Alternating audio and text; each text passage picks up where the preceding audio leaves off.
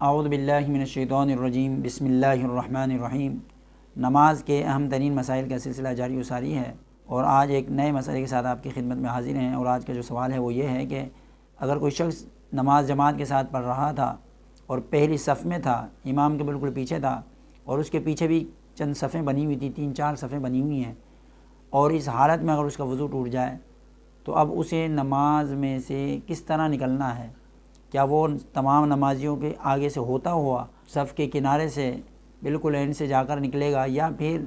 صفوں کو چیرتا ہوا جو ہے درمیان میں سے ہوتا ہوا گزر جائے گا، یا اس کی کوئی اور صورت بنتی ہے؟ تو اس سوال کے جواب میں علماء کچھ اس طرح وضاحت کے ساتھ فرماتے ہیں کہ اگر کوئی شخص جماعت کے ساتھ نماز پڑھ رہا تھا اور اس حالت میں اگر اس کا وضو ٹوٹ جاتا ہے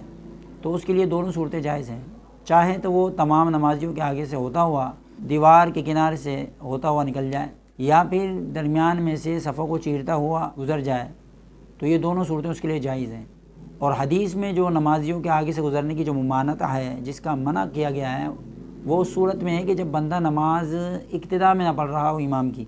یعنی اپنی نماز پڑھ رہا ہے یا امام کی ابتدا سے باہر آ گیا، جیسا کہ عام طور پر جب بندہ جماعت کی کوئی رکعت رہ جاتی ہے تو بعد میں جو کھڑا ہوتا ہے بندہ اپنی نماز مکمل کرنے کے لیے، اس وقت بھی امام کی ابتدا میں نہیں ہوتا، تو اس صورت میں اس کے آگے سے گزرنا منع ہے۔ لیکن اگر امام کی ابتدا میں ہے، جماعت کے ساتھ نماز پڑھ رہا ہے، تو پھر اس کا جو سترہ بنتا ہے، مقتدی کا جو سترہ ہے وہ امام بن جاتا ہے، تو امام کے آگے سے گزرنا منع ہے، لیکن مقتدی کے آگے سے گزرنے میں کوئی ممانعت نہیں ہے۔ لہٰذا اگر کوئی شخص جو ہے پہلی صف میں نماز پڑھ رہا ہے، امام کی ابتدا میں ہے، جماعت کے ساتھ ہے، اور اس کا وضو ٹوٹ جائے تو اس کے لیے دونوں صورتیں جائز ہیں، اس میں کوئی ممانعت اور کوئی قباحت نہیں ہے۔ اللہ تبارک و تعالی سے دعا ہے کہ اللہ تبارک و تعالی ہمیں احکام شرع سمجھنے اور اس پر عمل کرنے کی توفیق عطا فرمائے۔ وما علینا الا البلاغ المبین۔